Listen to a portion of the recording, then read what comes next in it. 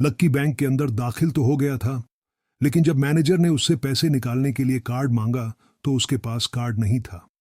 उसकी फटेहाल हालत देखकर पहले ही मैनेजर को गुस्सा आ रहा था और उसमें लक्की ने यह डिमांड रख दी थी कि वो फिंगरप्रिंट से पैसे निकलवाना चाहता था।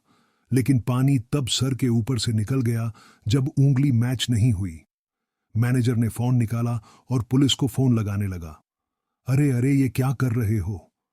देखिए सर, मेरी बात सुनिए, मैं कोई क्रिमिनल नहीं हूं। हो सकता है मैंने गलत उंगली लगा दी हो, बस अब मेरे को एक लास्ट बार फिंगरप्रिंट लगाने दो प्लीज, लक्की ने उसके सामने हाथ जोड़ते हुए कहा। देख, ये उंगली भी अगर नहीं लगी ना, तो फिर ये मत कहना कि मैं अगली उंगली भी ट्राई करके देखता हूं। बार बार ऐसा नहीं चलने वाला है। अगर ये वाली काम नहीं की तो मैं सीधा पुलिस को फोन करने वाला हूं। अभी मैनेजर ने लक्की को धमकाते हुए कहा। उसने अपने एक हाथ में मशीन और दूसरे हाथ में मोबाइल फोन पकड़ा हुआ था। उसने अपनी स्क्रीन पर पुलिस का नंबर खोल रखा था और उसका अंगूठा हरे बटन पर ही टिका हुआ था। इधर लक्की ने अपने सीधे हाथ की उंगली को अपने पैंट से साफ किया और भगवान का नाम लेकर उसे उस मशीन पर लगा दिया। जैसे ही उसकी उंगली उस मशीन पर पड़ी, अब की बार फिर मशीन से एक आवाज आई और वो चमक कर हरी हो उठी। तभी मैनेजर के मोबाइल पर एक मैसेज आया। मैनेजर ने उस मैसेज को पढ़ना शुरू किया। वेरिफिकेशन सक्सेसफुल, खाता नाम लक्ष्मण लाल अग्रवाल, खाता नंबर 01104। जैसे ही मैनेजर ने इस मैसेज को देखा, उसकी आंखें फटी की फटी रह गई थीं। उस मशीन पर चमकती लाइट को देखते हुए लक्की की आंखें भी चमक आई थीं। लक्की उस हरी बत्ती को देखते ही झूम उठा था और फिर उसने मैनेजर को घूर कर देखा। उसके दिमाग में वो सारी बातें चल रही थीं जो मैनेजर उसे अभी थोड़ी देर पहले सुना रहा था। इधर मैनेजर ने उसके आगे हाथ जोड़े और खिसियाकर हंसते हुए कहा, लक्ष्मण सर, प्लीज मुझे माफ कर देना सर। मैं इस ब्रांच में नया नया आया हूं और इसलिए मुझे मालूम नहीं था कि आप कौन हो। मैं इस ब्रांच का कस्टमर मैनेजर शशिकांत वर्मा हूं। प्लीज आगे भी मेरा ध्यान रखना सर, प्लीज। Sorry sir. हाँ हाँ ठीक है, तुम मुझे ये बताओ कि मेरे खाते में कितने पैसे रखे हुए हैं, लक्की ने कहा और वो अब सोफे पर बैठ गया। मैनेजर उसके सामने ही खड़ा हुआ था और उसके खाते की जानकारी अपने फोन पर ही निकाल रहा था। उसने अपने फोन पर इधर उधर कुछ उंगलियां चलाई और बोला, हो गया सर, आपके खाते में इस वक्त 90,80,70,650 रुपये रखे हुए हैं सर।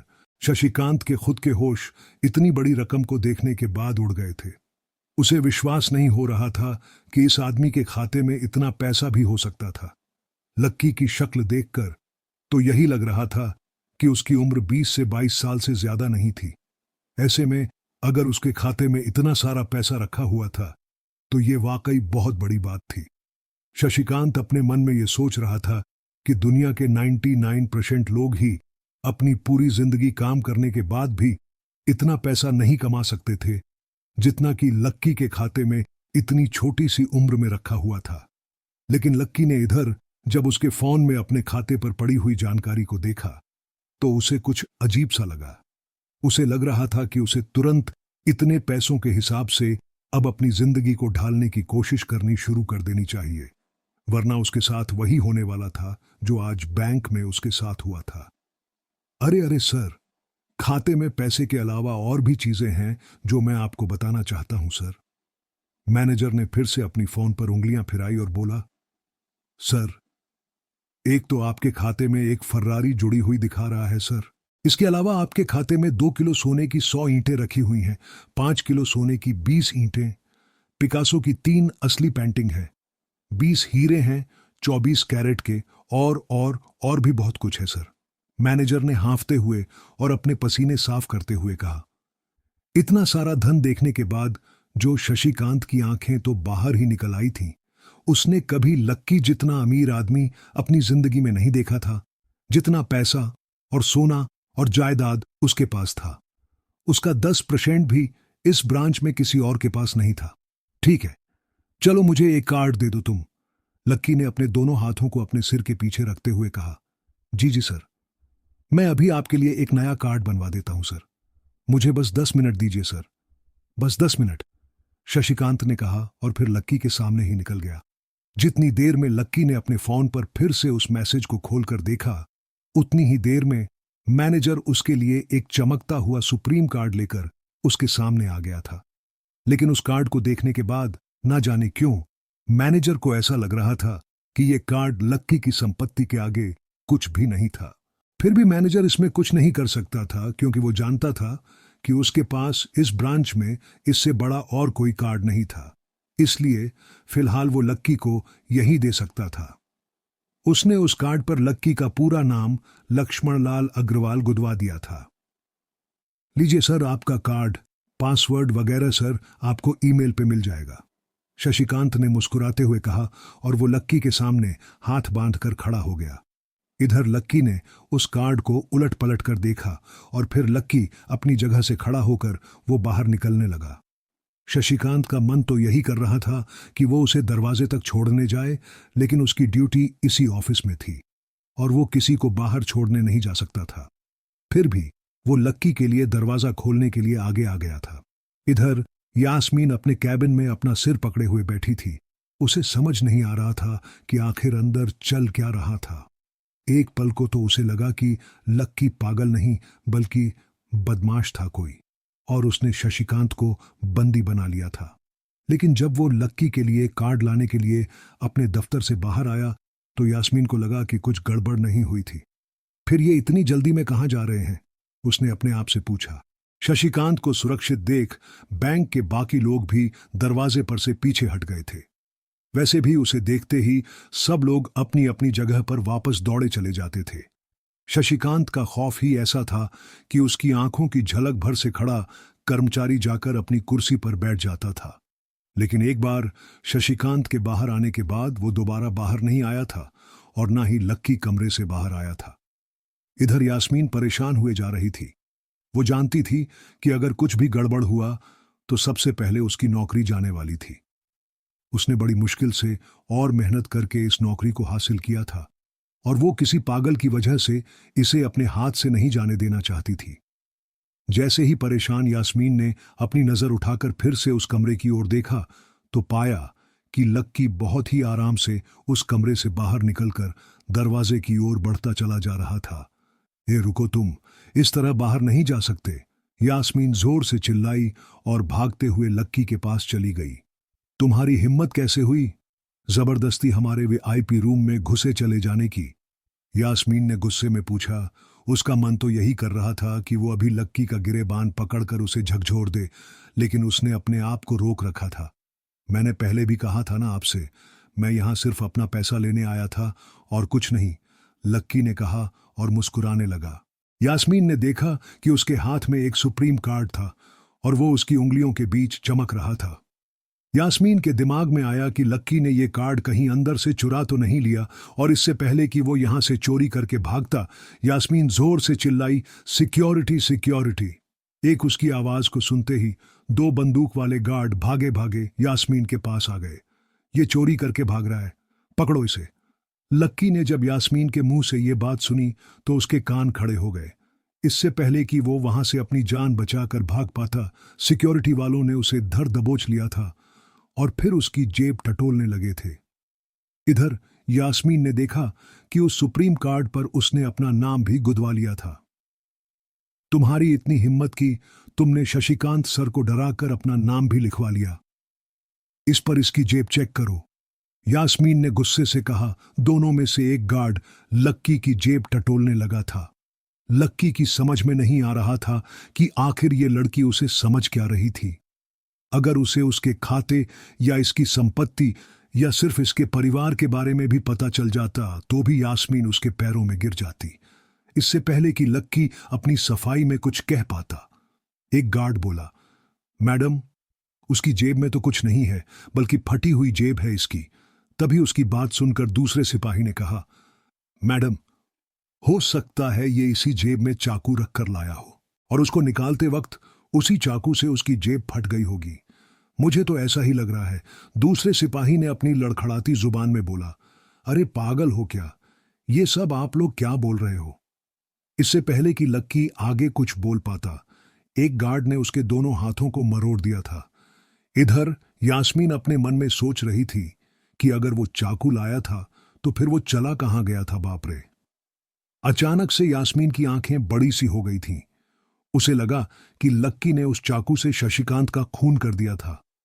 यास्मीन ने तुरंत अपना फोन निकाला और पुलिस को फोन मिलाते हुए कहा, हेलो पुलिस स्टेशन, मैं न्यू सिटी बैंक से बोल रही हूं। हमारी बैंक में एक सनकी चोर घुस आया है और उसने हमारे एक कस्टमर मैनेजर का खून कर दिया है। आप प्लीज जल्दी आ जाइए सर, यास्मीन ने घबराते हुए कहा और फोन रख दिया। तब तक दोनों गार्ड ने लक्की को नीचे घुटनों के बल बैठा दिया था और उसके सिर पर बंदूक तान दी थी। जैसे ही बाकी लोगों ने भी अपनी आंखों के सामने ये मंजर देखा तो वो सब लोग भी लक्की के आसपास घेरा बनाकर खड़े हो गए। अंदर बैठे मैनेजर ने जब इस हलचल को देखा तो वो भी अपना सारा सिस्टम बंद करके बाहर आ गया। अरे क्या हो रहा है ये सब, उसने जोर से आवाज देते हुए पूछा। जैसे ही सब लोगों ने उसकी आवाज सुनी तो वो चौंक गए और शशिकांत वर्मा की ओर देखने लगे।